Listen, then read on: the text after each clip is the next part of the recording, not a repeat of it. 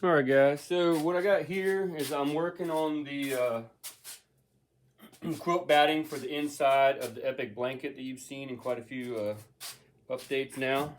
So right now we got two pieces. This only comes in 4 foot wide pieces. So I'm going to show you guys real quick. This is how I do it. So I got a big S needle, and I'll just go in like that. Pull it through. Sometimes this double stranding your thread like this is kind of a pain because it wants to knot up all the time, but I want it to be strong. So, and then we'll just keep doing that. Just go an inch or so, make another one. Go an inch or so, pull it through. So we're basically, it's like gigantic looking stitches, and that's how we're going to pull this thing together. We don't want to make them real tight or nothing like that, because we're not trying to hold the fabric, you know, together. It's not a this is going to be inside the blanket, so this is not going to be a high stress area. Plus, once we get this made into one piece here, it's actually going to be tacked on to the fur side of the blanket itself. So I'm going to go through and I'll put the needle through very lightly on the furs.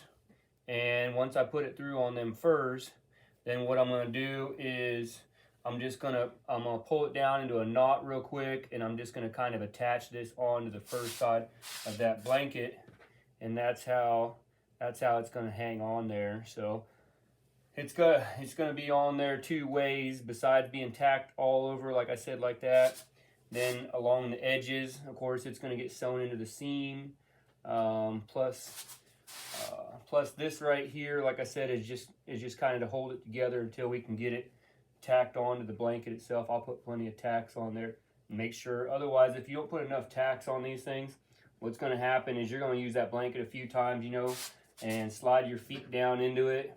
And eventually this quilt batting, it's going to start bunching up here and there where you're running your feet up and down it, or when you're moving it around or folding it or anything, it's just going to end up coming loose.